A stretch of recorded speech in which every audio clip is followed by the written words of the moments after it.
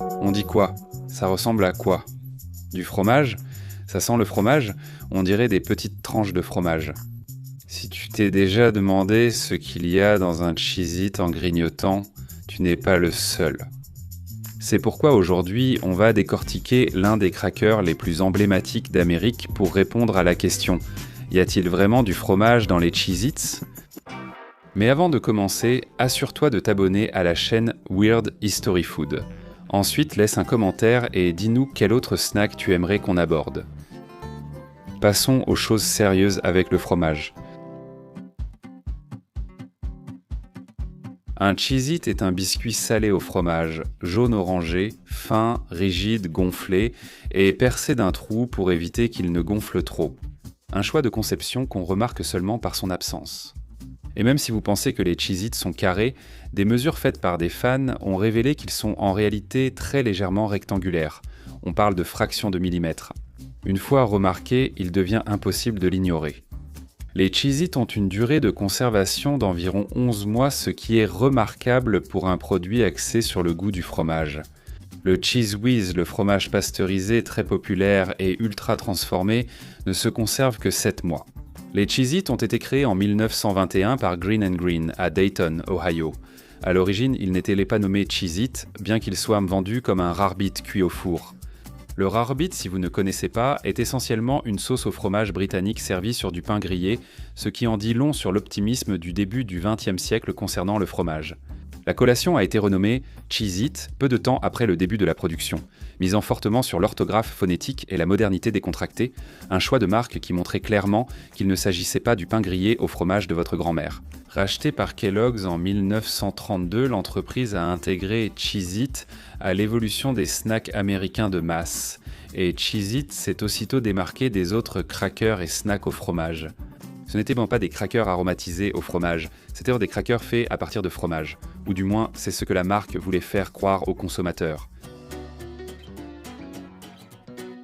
Cheez-It a été lancé à l'échelle nationale dans les années 1920, suivant l'expansion du réseau de distribution de Kellogg's. Ils n'ont pas eu de succès fulgurant, mais restaient en présent dans les garde-manger, boîtes à lunch et distributeurs de bureaux, survivant à plusieurs services ressources humaines. Au milieu du XXe siècle, Cheez-It avait une identité discrète. Ni tape à l'œil, ni tendance, mais si fiable qu'il en devenait invisible. Ce n'était pas une collation nouvelle, mais une qui était discrètement présente dans le garde-manger, tandis que d'autres aliments changèrent.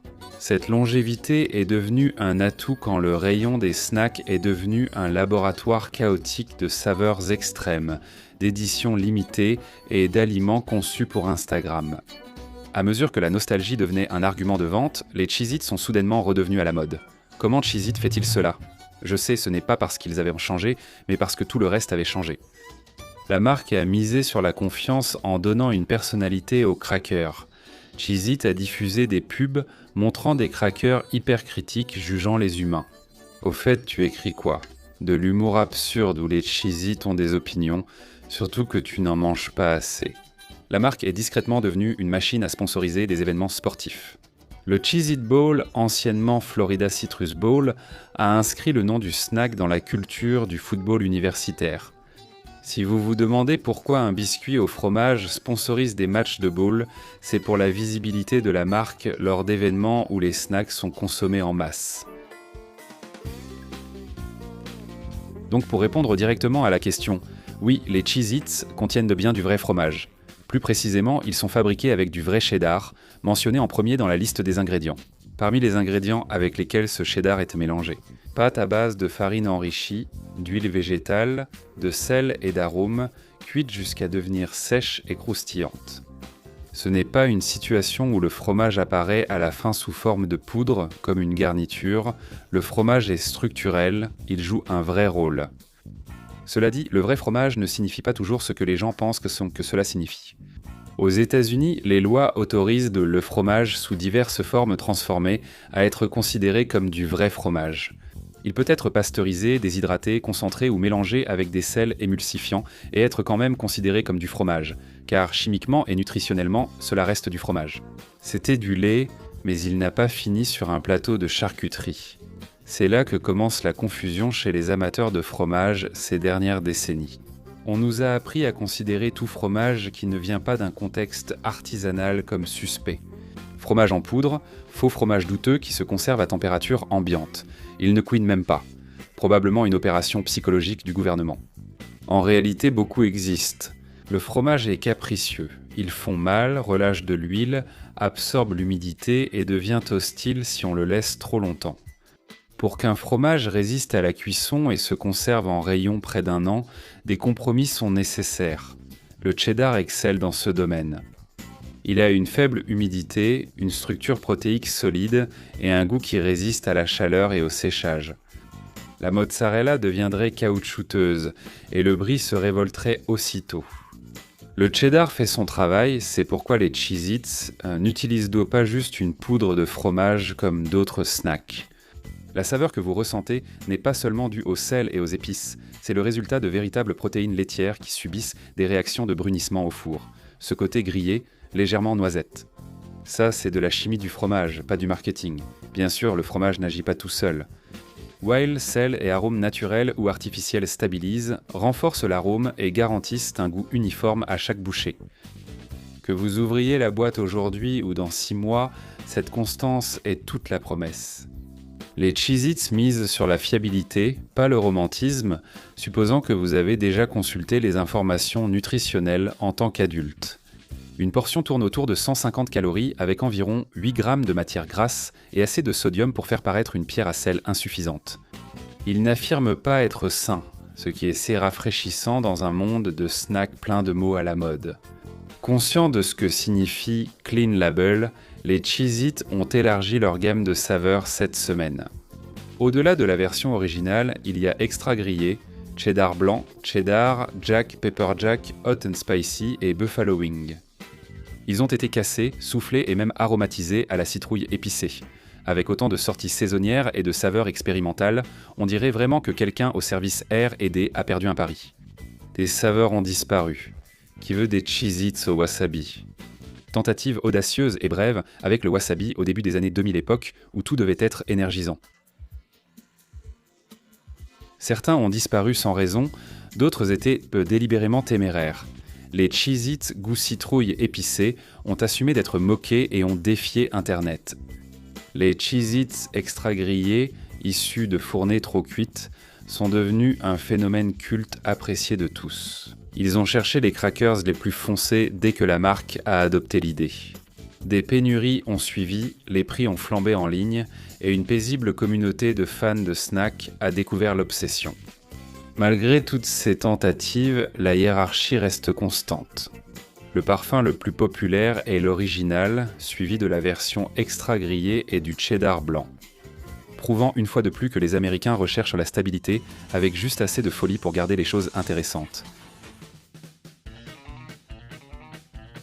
L'une des raisons pour lesquelles les Cheez-Its suscitent une telle fidélité, c'est leur texture, et ce croquant est conçu. Contrairement à de nombreux snacks aromatisés au fromage, les Cheez-Its ne sont pas saupoudrés d'arômes. Le fromage débute dans la pâte après la friture. Du cheddar est ajouté à une pâte épaisse qui résiste à la chaleur sans devenir huileuse. Trop de fromage, le biscuit s'effondre. Pas assez, ça ne sert à rien. La pâte est étalée très finement et découpée en forme presque carrée. Le trou central laisse échapper la vapeur pendant la cuisson, empêchant le biscuit de gonfler et de ramollir. Sans lui, les Cheez-Its seraient mous. Ils sont cuits au four à température élevée, provoquant des réactions de brunissement entre protéines et sucre, d'où la surface boursouflée. Ces bulles ne sont pas des défauts, mais des points de saveur. À la cuisson, des composés aromatiques diffusent un parfum de fromage, noisettes et beurre, préparant votre cerveau avant la dégustation. Après cuisson, les crackers sont soigneusement refroidis pour éliminer l'humidité. En retenant l'humidité, on prolonge la conservation et obtient un snack croustillant qui se casse nettement et reste bien présent.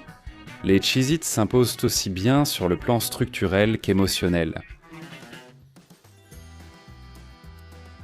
Les Cheez-Its sont maintenant fabriqués par Kellanova, créés suite à la scission de Kellogg's.